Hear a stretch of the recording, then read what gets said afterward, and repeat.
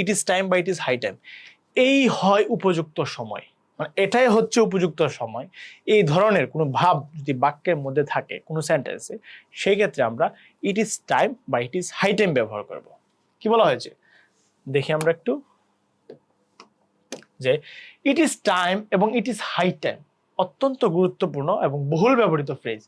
এর বাংলা অর্থ হচ্ছে কি, এটাই উপযুক্ত সময়। এটাই মনে রাখো যে ইট ইজ টাইম বা ইট ইজ হাই টাইম এর অর্থ হচ্ছে এটাই উপযুক্ত সময়, বা আর দেরি না করে এখনই কাজটি করা উচিত।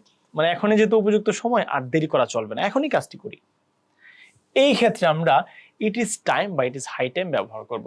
বলছে ইট ইজ টাইম এর চেয়ে ইট ইজ হাই টাইম দিয়ে তুলনামূলকভাবে বেশি জোর দেওয়া হয়। কোন একটা কথায় যে ইট ইজ টাইমের থেকে ইট ইজ হাই টাইম, এটাই উপযুক্ত সময়, এটা দিলে কি কথাটা জোর বাড়ে। ওকে, বলেছে কখন ব্যবহার করা হয়, কোনো কাজ করার সঠিক সময় এসে গেছে, বাট কাজটি শুরু করতে ইতিমধ্যে কিছুটা দেরি হয়ে গেছে। মানে কোনো একটা কাজ শুরু করার কথা, গুরুত্বপূর্ণ কাজ, কিন্তু দেরি হয়ে গেছে এবং আর বিন্দু মাত্র দেরি করা ঠিক হবে না, আর দেরি করা ঠিক হবে না, এখনই শুরু করতে হবে, এই ধরনের কোনো ভাব যদি হয়, তাহলে এই ক্ষেত্রে আমরা কি ব্যবহার করব, ইট ইজ টাইম বা ইট ইজ হাই টাইম। দেখো, it is high time we change our bad habits, মানে এটাই হচ্ছে আমাদের উপযুক্ত সময় আমাদের কি করা, খারাপ অভ্যাসগুলো পরিবর্তন করা, তাই না, বদ অভ্যাসগুলো ত্যাগ করা বা পরিবর্তন করা।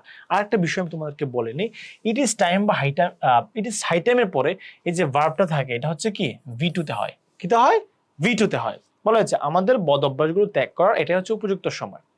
সেকেন্ড সেন্টেন্সে কি বলা হচ্ছে, it is time you started studying seriously. দেখো, তোমার মনোযোগ দিয়ে পড়াশোনা শুরু করা এটাই হচ্ছে উপযুক্ত সময়। মানে তুমি সারা বছর অনেক ঘোরাফেরা করছো, এখন পরীক্ষা আছে আর মাত্র 4 মাস, এখন কি আর তুমি ঘোরাফেরা করতে পারবা?